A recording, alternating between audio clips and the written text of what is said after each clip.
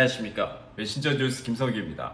코로나 재앙 속에서 개인적으로 견디기 힘든 고난까지 당해도 믿음이 꺾이지 않는 사람들이 있습니다. 서울동안교회 김영준 목사님, 울산 후계교회 김병분 목사님, 대전 제일교회 김철미 목사님을 연결합니다. 이 시대의 진정한 하나님의 사람들, 그런 분들에 대해서 들어보시겠습니다. 성경의 12명의 제자들 중에 잘 드러나지 않고 자기의 사역을 끝까지 감당했던 한 사람이 있습니다. 안드레라는 사람입니다. 안드레는 먼저 세례 요한이 제자였습니다. 그는 가난하고 어려운 지역 갈릴리 지역에서 태어났습니다. 그의 소망과 꿈은 내가 빨리 이 현실을 어떻게 탈피해야 되겠다, 그런 생각보다 그에게 있어서는 그 메시아가 오시면 내 삶은 달라질 거야, 우리의 민족은 달라질 거야, 우리의 역사는 새로워질 거야 하는 그 꿈과 소망을 붙들고 있는 사람이었습니다. 예수 그리스도께서 세례를 받고 나오신 것을 보고 두 제자에게 세례 요한이 이렇게 얘기합니다. 보라, 하나님의 어린 양이로다. 그 말을 듣고 두 제자, 즉 요한과 안드레가 예수님을 따라가게 되었습니다.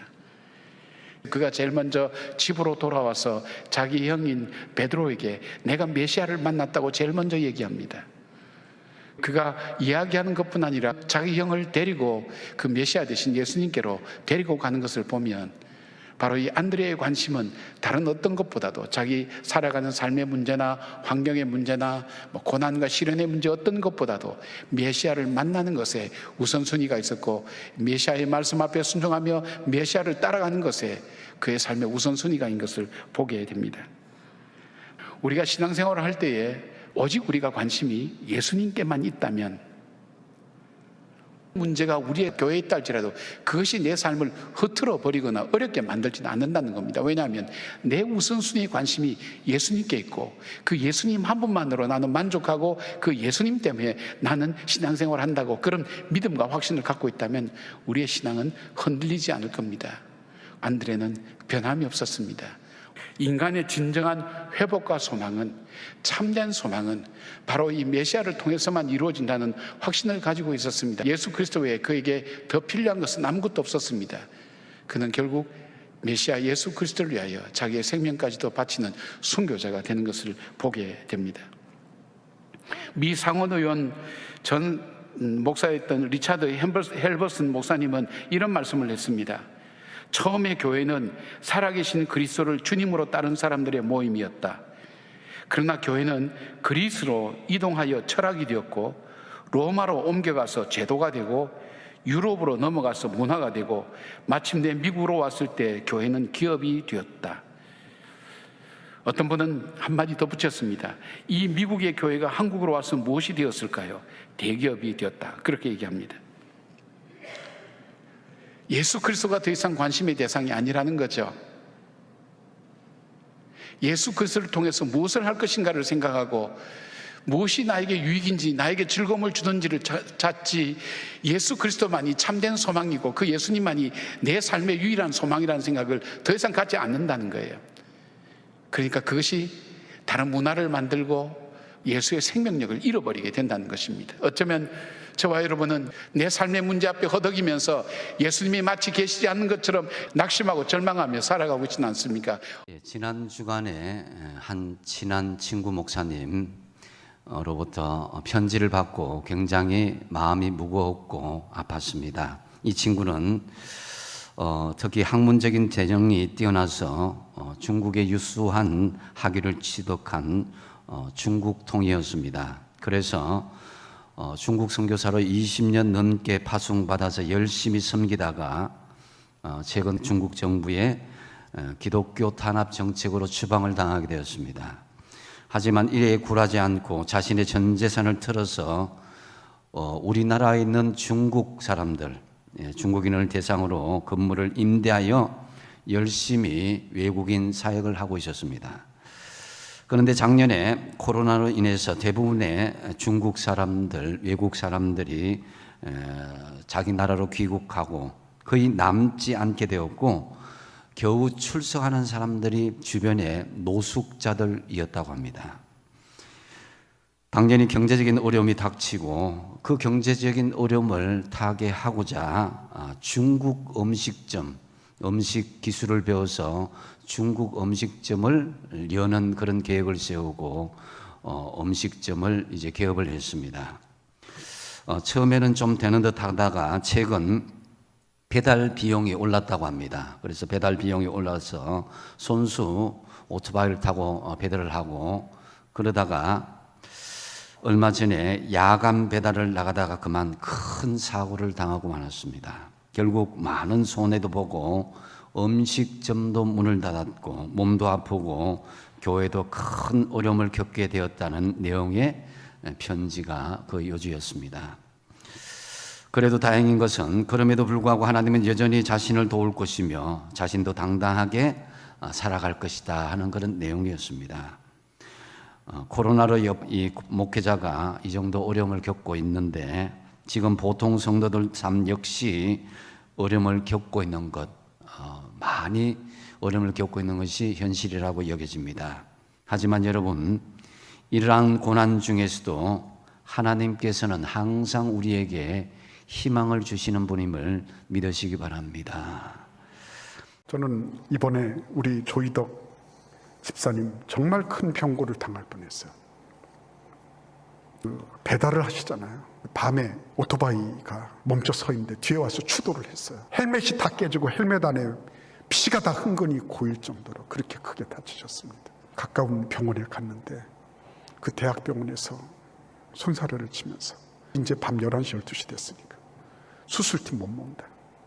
천안으로 가, 천안. 대전에 있는 병원에서 수술할 데가 없는 거예요. 근데 하나님의 큰 은혜죠. 을지대 병원에서 수술팀이 마련된 거예요. 그래서 새벽 3시에 수술 시작된 겁니다. 의식불명 상태가 됐죠. 두개골판 다 열어놓고 그 부인 되신 차 집사님이 중환자실에 의식불명 상태 이렇게 있는데 딱 1분 면회할 수 있어요. 그 1분 면회를 하면서 무슨 말을 하면 되겠어요? 차 집사님이 그런 거예요. 여보, 여기 하나님께서 함께하고 계셔. 하나님이 당신 다친 데 다 어루만져 주시고 당신 아픈 데 다 주무르고 계셔. 간다. 아니 지금 현상적으로 보면 남편은 지금 의식불명 상태로 누워 있고요. 뭐 다른 방법이 없어요. 그런데 그 아내의 마음속에 하나님은 큰 그림을 보게 하신 거예요. 나는 지금 1분 면회하고 가지만 이 자리에 하나님은 내가 너와 항상 함께 있게 하고 약속하신 것처럼 당신하고 항상 함께 있어. 새롭게 하시려고, 회복시키시려고 당신의 그 모든 환부를 어루만져 주시고 상처를 다 주물러 주시고 해서 당신을 치료해 주실 거야. 큰 그림을 보게 하신 거예요. 의사들도 깜짝 놀랄 정도로 얼마나 급속하게 치료가 이행이 되고 이제는 일반 병실에 오셔서 본인 자신의 힘으로 이제는 걸어 다니기 시작하는 거예요. 우리는 작은 그림에 머무를 수 있는 사람들이 아닙니다. 이것도 하고 저것도 할 수 있어요. 주님의 뜻이면. 왜냐하면 그게 영원하기 때문에, 그게 정답이기 때문에, 궁극적이기 때문에.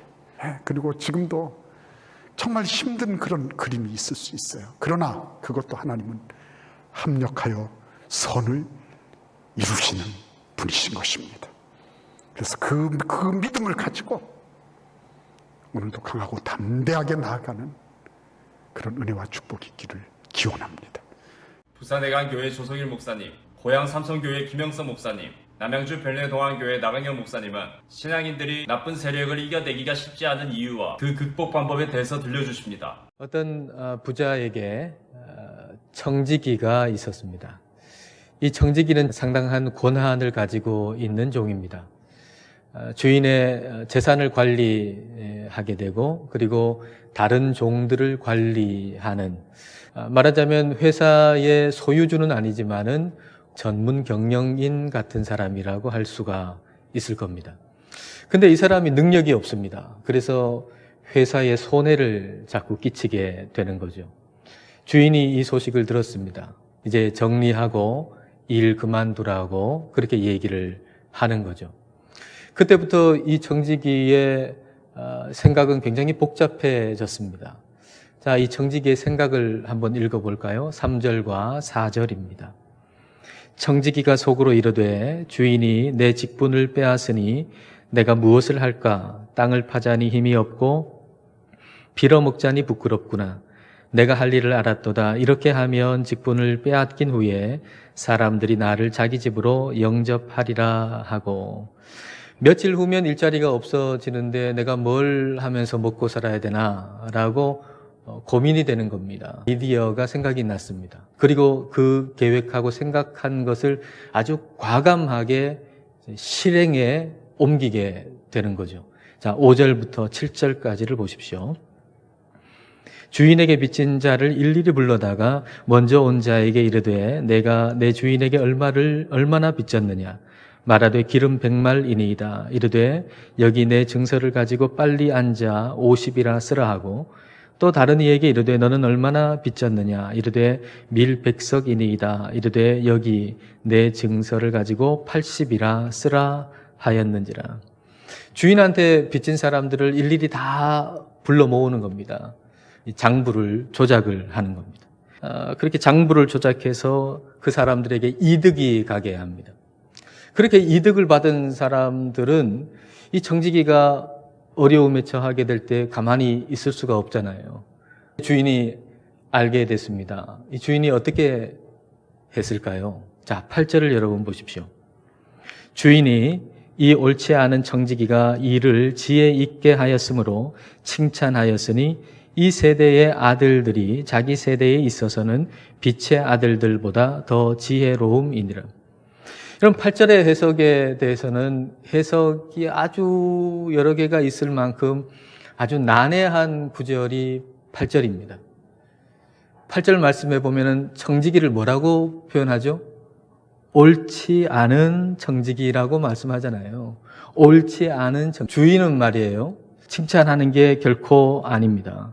악한 사람이 악한 계획을 세우는데 그렇게 아이디어를 내고 지혜롭게 계획을 세우고 그리고 그걸 실천하는데 정말 대담하게 실천한다면 하나님의 사람들인 하나님을 믿는 사람들은 얼마나 좋은 아이디어를 내고 지혜로워야 할 것이며 계획을 세운 다음에는 얼마나 대담하게 담대하게 그걸 실천해야 되겠느냐라는 얘기를 지금 하고 계신 거예요. 다윗은 가정에서부터 아버지와 형들로부터 해를 받았습니다.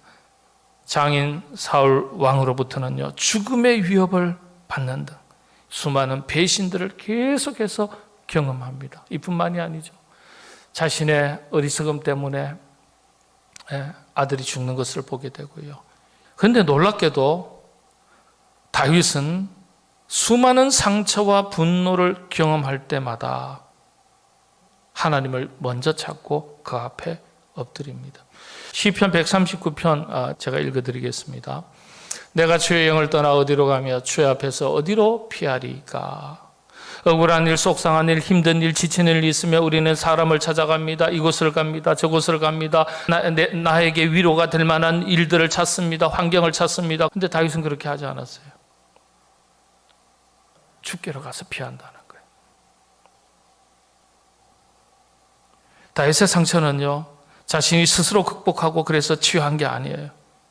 하나님께서 그의 상처받은 영혼을 어루만지시면서 그를 회복시켜 주신 거예요. 다윗의 의지에 답이 있는 것 아니에요. 하나님께서 주실 때 품을 수 있는 겁니다. 이런 마음을 갖도록 우리가 하나님께 기도해야 돼요. 정결한 마음 주시옵소서, 깨끗한 마음, 순수한 마음, 원수 갚고자 하는 마음을 없이 해 주시옵소서, 없애달라고 구하셔야 돼요.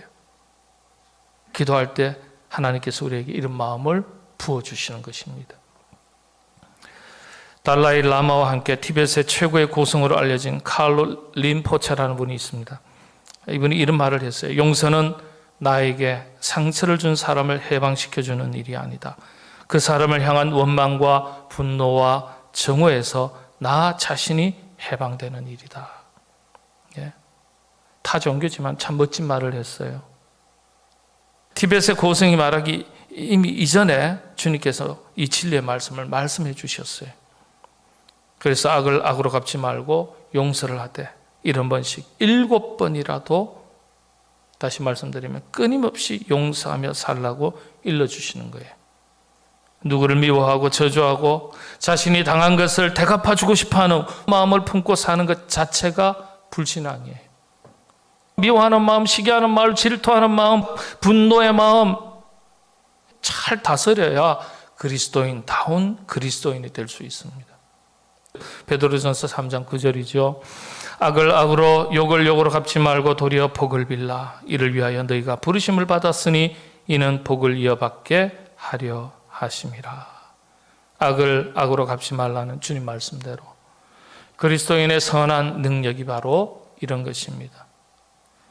자신이 경험한 상처로부터 더욱더 성숙한 그리스도인으로 살아가고 있는지 살필 수 있어야 하겠습니다. 오늘 말씀에서는 이집트에서 고통당하고 있는 이스라엘을 이끌어내서 가나안 땅으로 인도하라고 하는 이 큰 사명을 받은 모세가 40년 양치기 생활을 끝내고 이집트를 향해서 출발하는 모습을 보여주고 있습니다. 자신이 이렇게 떠나야 된다는 것을 장인 이드로에게 이야기를 하고 허락을 받아야 된다는 것입니다. 그가 완전 빈털터리로 이 미디안으로 왔을 때 그를 받아주었을 뿐만 아니라 자기 딸과 결혼시켜서 사위로 받아주고 40년 동안 아들처럼 보살펴준 이 아버지 같은 사람이죠. 자, 여러모로 쉽지 않은 상황에서 그래도 모세가 말을 꺼냅니다. 내가 애굽에 있는 내 형제들에게로 돌아가서 그들이 아직 살아있는지 알아보려 하오니 나로 가게 하소서. 이드로가 어떻게 반응했을까요? 딱 한마디 합니다. 평안히 가라. 모세가 이스라엘 민족을 위해서 무언가 할 일이 있는 사람이라는 것을, 그가 범상치 않은 사람이라는 것을 그와 40년 살면서 그는 마음속에 그렇게 캐치하고 있었던 것입니다. 그리고 거두절미하고 그래 잘 알겠다, 평안히 가라 한 것입니다. 하나님은 하나님의 구원의 때까지 모세를 보호해 줄 사람으로 이드로를 이미 정해 놓으셨고 그를 만나게 그 발걸음을 인도해 놓으셨고 모세가 또 떠나야 될 때는 이드로의 마음을 움직여서 평안히 놓아주게 한 것입니다. 모세의 또 한 가지 약점이 무엇입니까? 바로 말을 잘 못한다는 거죠. 하나님께서 이 부분에 대해서 네 형 아론을 붙여주겠다고 약속하셨어요.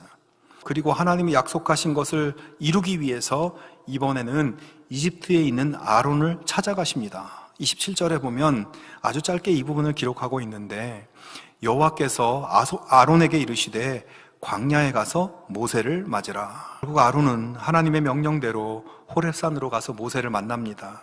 40살에 헤어져서 80살에 만났으니까 죽은 형 동생이 만난 거나 다름없습니다. 정말 신실하고 믿을 만한 하나님을 진하게 경험하게 된 것이에요. 모세의 믿음이 바로 이때 엄청나게 강화되었을 겁니다. 여러분, 지금 우리가 만나는 사람들, 우연히 만나는 사람이 아니라 하나님의 계획 안에 이루어지는 만남이에요.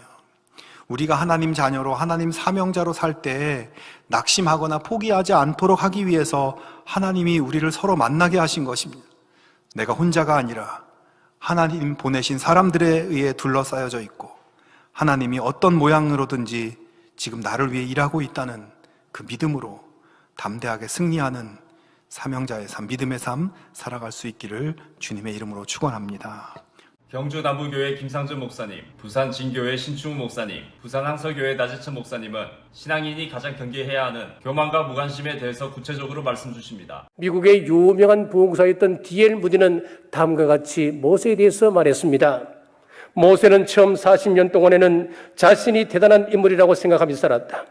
그 다음 40년 동안에는 자신이 아무것도 아니라고 하는 것을 알게 되었다.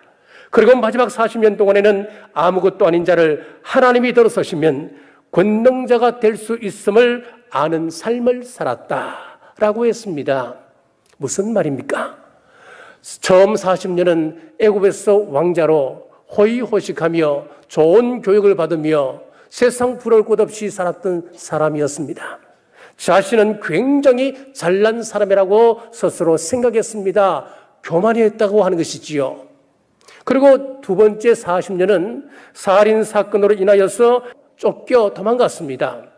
양치기가 되어 40년을 험악한 세월을 보냅니다. 나는 아무것도 아닌 사람이었구나. 나는 먼지와 같은 티끌 같은 존재였구나. 깨달았다고 하는 것입니다. 비로소 겸손해졌습니다. 세 번째 40년은 그가 하나님 손에 붙들려서 이스라엘 백성들의 지도자가 됩니다. 이스라엘을 광야로 인도하였습니다. 그는 깨달았습니다. 나는 아무것도 아닌 그때에 하나님께서 찾아오셔서 나를 세워주셔서 지도자로 삼아주셨다. 그렇습니다. 하나님 앞에 쓰임받는 비결은 다른 말입니다. 바로 겸손이었습니다. 아브라함이 본토 친척 아버지 집을 떠났다고 하는 기사가 창세기 12장에 나옵니다. 우리는 창세기 12장을 굉장히 중요한 장으로 여기고 있습니다. 굉장한 사건으로 생각을 합니다. 왜 그렇습니까? 고향을 떠났다고 하는 것이 뭐 그리 중요합니까? 뭐 그리 대단한 사건입니까? 그런데 창세기 12장을 자세히 보시면은 11장과 밀접하게 연관되어 있다고 하는 것을 알 수가 있습니다. 11장은 바벨탑 사건의 이야기가 기록되어져 있습니다. 인간이 하나님의 자리까지 올라가려고 탑을 쌓았던 사건, 교만의 대표적인 사건이었습니다. 바로 그 사건에 이어서 족보가 나오고 이어서 12장이 펼쳐집니다. 그렇기 때문에 12장에서 본토 친척 아버지 집을 떠났다고 하는 이 말씀의 의미는 고향을 지키는 것, 부모를 모시는 것, 가업을 이어받는 것, 그거 다 내가 포기하고 비전을 따라서 쫓아갔다. 그 이야기하는 것이 아니라고 하는 것입니다. 바로 바벨탑, 교만의 자리를 떠났다고 하는 것을 알 수가 있습니다. 교만한 자리는 하나님께서 함께 하지 않는 자리입니다. 교만한 자리는 약속이 없는 자리입니다. 그 교만한 바벨탑은 바로 불임의 자리였습니다. 자식이 없는 자리였습니다. 바벨탑의 자리를 떠나니 약속의 아들을 얻게 되었고 창대한 복을 누리게 되었습니다. 사랑하는 여러분, 교만한 자리에 머물지 않기를 주님의 이름으로 축복합니다. 여러분 혹시 산수를 좋아하십니까? 5 빼기 3은 무엇일까요? 2입니다. 이 말의 의미는 5회에서 3걸음을 물러나면 2회하게 된다라고 하는 것입니다. 그러면 2 더하기 2는 무엇일까요? 4입니다. 이 말의 의미는 2회에 2회를 더하면 사랑하게 된다라고 하는 것입니다. 우리는 살아가면서 때로는 오해를 할 수도 있습니다. 그러나 거기에서 3걸음을 물러나게 되면 이해하게 되고 상대방을 이해하려고 하면 거기에서부터 사랑이 시작됩니다. 하나님과 우리와의 관계에 있어서도 역시 마찬가지입니다. 우리가 하나님을 더 알게 되면 더 알게 될수록 하나님을 더 사랑하게 되는 것입니다. 오늘은 우리가 성령의 열매 가운데 7번째 열매에 대해서 함께 말씀을 나누고자 합니다. 이 충성이라고 하는 말을 구약 성경에서 찾아보면 우리가 너무나 잘 아는 단어를 사용하는데 히브리어로 그 충성에 해당하는 말은 아멘이라고 하는 말입니다. 아멘이라고 하는 말의 의미는 충성, 진실, 신뢰, 신실함이라고 하는 뜻을 가지고 있습니다. 이 충성이라고 하는 것은 하나님의 성품입니다. 단순히 지위나 신분이 낮은 사람이 높은 사람에게 보이는 태도를 말하는 것이 아니라 지위나 신분의 고하에 상관없이 상대방을 향하여 보이는 변함없고 믿을 만한 진실하고 신실한 태도와 성품을 가리켜서 충성이라고 이야기를 하는 것입니다. 우리가 성경 말씀을 읽을 때 혹은 설교 말씀을 들을 때 기도를 할 때 우리는 아멘이라고 고백을 합니다. 왜 우리가 아멘이라고 고백을 하느냐? 그것은 하나님께서 먼저 우리에게 아멘이 되셨기 때문입니다. 충성이라고 하는 것은 무엇이냐? 하나님께 속한 하나님의 성품이고 또한 성령님의 성품입니다. 그래서 성령님께서 우리 속에 내주하실 때 우리는 하나님의 성품인 충성의 열매를 맺게 되는 것입니다. 우리 하나님의 행하시는 축복이 있지만은 또 그 이면에 저주도 있습니다. 가장 무서운 저주가 무엇일까요? 하나님의 책망과 하나님의 징계? 아닙니다. 진짜 무서운 저주는 하나님의 무관심입니다. 여러분, 누군가를 책망하고 징계한다는 것, 더 나아가 누군가를 미워한다는 것, 그것은 그 가운데 조금이라도 뭐가 있기 때문에, 관심이 있기 때문에 그런 거예요. 정말 내가 이 사람 진짜 미워하면 아예 내 생각에서 지워버립니다. 아예 생각을 하지 않는 거예요. 이게 철저한 무관심이거든요. 하나님이 우리를 징계하시고 우리를 책망하시는 것은 그만큼 우리에게 그래도 애정이 있기 때문에 어떻게든 끌어올려 주시려고, 우리를 건져 주시려고 그렇게 책망하고 징계하면서 우리를 부르시는 거예요. 그런데 그러한 사랑마저도 없다면은 네 갈 대로 가라, 그냥 내팽개치는 거죠. 이게 하나님의 무관심이고 이게 가장 무서운 저주임을 깨달으시기 바랍니다. 우리 교사가 이런 무관심한 교사가 되면 안 된다는 거예요. 열정이 식어버리면 그처럼 무관심한 교사가 되고, 그것은 우리 아이들에게 엄청난 해악을 끼치게 된다는 것. 여러분, 열정의 반대는 무관심이라 그랬죠. 그럼 열심의 반대는 무엇일까요? 냉심이 아니라 한심입니다. 한심. 우리 한심하다 그러잖아요. 이게 찰 한자를 쓰거든. 여러분, 교사가 열심을 놓쳐버리면, 우리 성도가 열심을 놓쳐버리면, 우리 구역장들이 열심을 놓쳐버리면, 우리 중직자들이 열심을 놓쳐버리면 한심한 성도가 되고 한심한 교사가 됩니다. 오늘 사도 바울은요, 그리스도 안에서 1만 스승이 있으되 아버지는 많지 아니하니 그리스도 안에서 내가 복음으로써 너희를 낳았다. 이 기독교 교육에서 잘 가르치는 것, 이 가르치는 기술이 중요한 것이 아니라 이 아이들을 향한 아버지와 같은, 부모와 같은 사랑, 열정이 필요하다는 것입니다. 그래서 교회 학교에 필요한 교사는요, 학원 강사처럼 그냥 잘 지식을 전달하고 가르치는 교사가 아니라 아버지와 같은 그런 사랑이 있고 열정이 있는 그런 교사, 그런 아비 같은 스승이 필요하다는 것입니다. 아홉 목사님들의 말씀 전체를 들으실 수 있도록 전부 링크해 두었습니다. 아직 메신저 뉴스 구독을 누르지 않은 시청자님이 계시면 지금 구독과 좋아요, 알림 설정까지 부탁드립니다. 다음 주까지 안녕히 계십시오. 메신저 뉴스 김석이었습니다.